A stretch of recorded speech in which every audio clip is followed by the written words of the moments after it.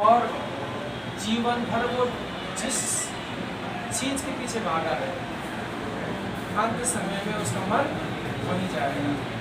इसका मतलब जीवन भर जिस चीज़ की प्रैक्टिस की अंत समय में भी हमारे मन में वही बात चलेगी। इसलिए जन्माष्टमी का महान पर्व है आज, आपका आम लोगों के लिए क्या संदेश है यहाँ से? देखिए, शास्त्र में कहते हैं कि दुर्लभम मानुषम जन्मम, ये मनुष्य जन्म अत्यंत दुर्लभ है। और इस दुर्लभ जीवन में ये जो भगवान का जन्मोत्सव हम लोग मनाते हैं, ये हमारे लिए एक स्वर्णिम अवसर है। इस मौके में यदि हम भगवान का नाम का जप कीर्तन करते हैं, भगवान को स्मरण करते हैं, भगवान की लीला का श्रवण करते हैं, तो हमारा मंगल होता है। तो इसलिए जो है हमें इसका पूरा लाभ लेना चाहिए। अधिक से अधिक हमें भगवान का भजन करना चाहिए, भगवान का चिंतन करना चाहिए और भगवान की कथाओं को सुनना चाहिए, तो हमारा मंगल होता है जीवन में। महाराज जी, युवाओं को खास तौर पर जोड़ने के लिए खासा अध्यात्म आजकल के समय के अनुसार युवा जो है दूर होता जा रहा है, जब आता है मजबूरी में भगवान का नाम लेता है, उनके लिए खास तौर पर कैसे जुड़ें युवा जो है ना, क्योंकि आध्यात्मिक शांति जो है ना। जी देखिए, चाहे वो युवा हो या किशोर हो या वृद्ध हो, हर किसी को स्वस्थ शरीर चाहिए, स्वस्थ मन चाहिए और जीवन में सफलता चाहिए। उसका सूत्र हमारे शास्त्रों में बोला है कि कोई तन दुखी कोई मन दुखी, कोई धन बिन रहत उदास, थोड़े थोड़े सब दुखी, सुखी हरि को उदास।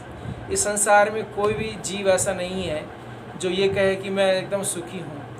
किसी का शरीर में प्रॉब्लम है, किसी के मन में प्रॉब्लम है, किसी को धन का अभाव है, लेकिन इस संसार में वही सुखी है जो हरि का दास बन जाता है, जो स्वीकार कर लेता है कि इस सृष्टि को रचने वाला, इस सृष्टि को बनाने वाला, इस सृष्टि को चलाने वाला परब्रह्म भगवान श्री कृष्ण है और उनका भजन करता है। इस संसार में वही सुखी रह सकता है। फिर चाहे वो विद्वान हो, मूर्ख हो, अमीर हो, निर्धन हो, कोई भी हो, जो भी भगवान का भजन करेगा। देखिए, ये तो व्यवहारिक है ना। जैसे हम रसगुल्ला खाएंगे तो मीठा लगेगा, बोलने की आवश्यकता नहीं है, तो वैसे ही हम भगवान के नाम का जप कीर्तन करेंगे तो हमारे जीवन में शांति मिलेगी, हमें समृद्धि आएगी, मन शांत होगा, मन प्रसन्न रहेगा।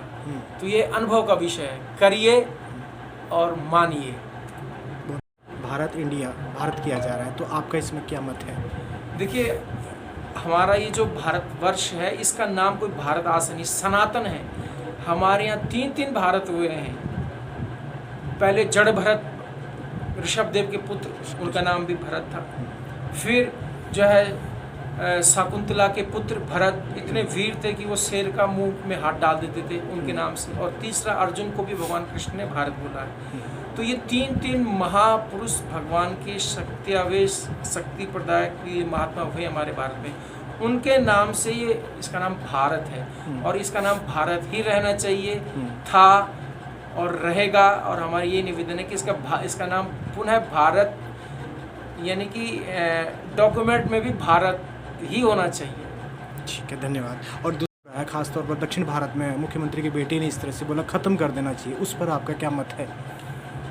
देखिए, चाहे सतयुग हो, त्रेता हो, द्वापर हो, कलयुग हो, देवता भी थे तो दानव भी थे तो वो भी सनातनी।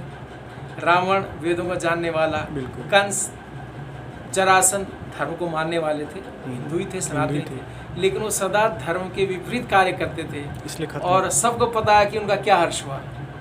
तो इसलिए वक्त बताएगा कि किसके साथ क्या होगा। धन्यवाद महाराज। अच्छा, हुआ कि नहीं बताइए? बिल्कुल। रावण इतना बड़ा ज्ञाता था और इतना शक्तिशाली था, पैसे वाला था, इतनी बड़ी टेक्नोलॉजी थी कि वो पुष्पक विमान में उड़ता था बिना ईंधन के, उसमें है ना, मन की गति से पुष्पक विमान चलता था। कितनी शक्ति थी, देवता उसके आगे हाथ जोड़ के डर के कांपते थे।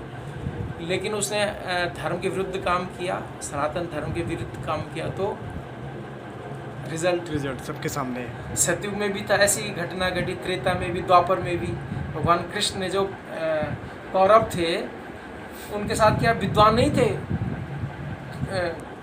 कुल गुरु कृपाचार्य, द्रोणाचार्य, भीष्म पितामह, धर्म के स्तंभ थे ना। बिल्कुल। लेकिन जहाँ सनातन धर्म के विरुद्ध कार्य होता है तो झुकना तो पड़ेगा ही।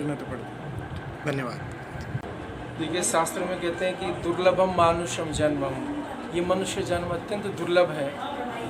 और इस दुर्लभ जीवन में ये जो भगवान का जन्मोत्सव हम लोग मनाते हैं, ये हमारे लिए एक स्वर्णिम अवसर है। इस मौके में यदि हम भगवान का नाम का जप कीर्तन करते हैं, भगवान को स्मरण करते हैं, भगवान की लीला का श्रवण करते हैं, तो हमारा मंगल होता है। तो इसलिए जो है हमें इसका पूरा लाभ लेना चाहिए। अधिक से अधिक हमें भगवान का भजन करना चाहिए, भगवान का चिंतन करना चाहिए और भगवान की कथाओं को सुनना चाहिए, तो हमारा मंगल होता है जीवन में।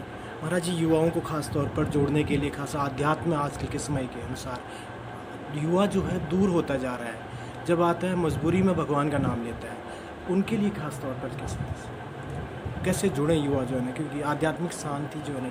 जी, देखिए, चाहे वो युवा हो या किशोर हो या वृद्ध हो, हर किसी को स्वस्थ शरीर चाहिए, स्वस्थ मन चाहिए और जीवन में सफलता चाहिए। उसका सूत्र हमारे शास्त्रों में बोला है कि कोई तन दुखी, कोई मन दुखी, कोई धन बिन रहत उदास, थोड़े थोड़े सब दुखी, सुखी हरि को दास। इस संसार में कोई भी जीव ऐसा नहीं है जो ये कहे कि मैं एकदम सुखी हूँ। किसी का शरीर में प्रॉब्लम है, किसी के मन में प्रॉब्लम है, किसी को धन का अभाव है, लेकिन इस संसार में वही सुखी है जो हरि का दास बन जाता है, जो स्वीकार कर लेता है कि इस सृष्टि को रचने वाला, इस सृष्टि को बनाने वाला, इस सृष्टि को चलाने वाला पर ब्रह्म भगवान श्री कृष्ण है और उनका भजन करता है। इस संसार में वही सुखी रह सकता है।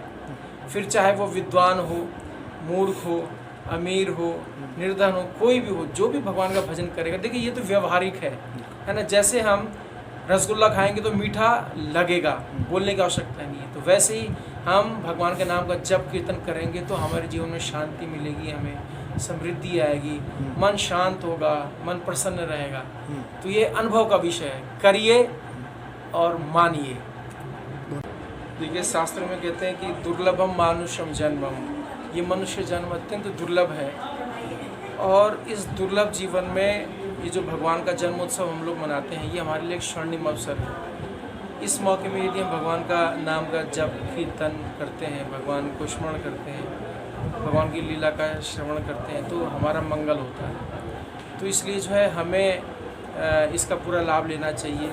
अधिक से अधिक हमें भगवान का भजन करना चाहिए, भगवान का चिंतन करना चाहिए और भगवान की कथाओं को सुनना चाहिए, तो हमारा मंगल होता है जीवन में।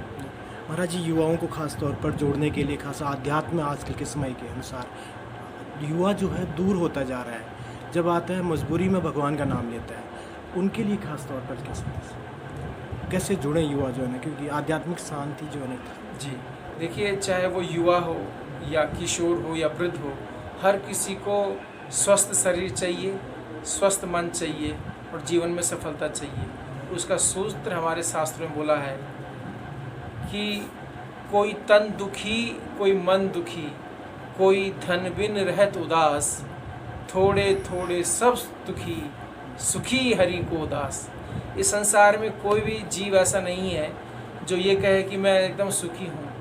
किसी का शरीर में प्रॉब्लम है, किसी के मन में प्रॉब्लम है, किसी को धन का अभाव है, लेकिन इस संसार में वही सुखी है जो हरि का दास बन जाता है, जो स्वीकार कर लेता है कि इस सृष्टि को रचने वाला, इस सृष्टि को बनाने वाला, इस सृष्टि को चलाने वाला पर ब्रह्म भगवान श्री कृष्ण है और उनका भजन करता है। इस संसार में वही सुखी रह सकता है। फिर चाहे वो विद्वान हो, मूर्ख हो, अमीर हो, निर्धन हो, कोई भी हो, जो भी भगवान का भजन करेगा। देखिए, ये तो व्यवहारिक है ना। जैसे हम रसगुल्ला खाएंगे तो मीठा लगेगा, बोलने की आवश्यकता नहीं है, तो वैसे ही हम भगवान के नाम का जप कीर्तन करेंगे तो हमारे जीवन में शांति मिलेगी, हमें समृद्धि आएगी, मन शांत होगा, मन प्रसन्न रहेगा। तो ये अनुभव का विषय है, करिए और मानिए।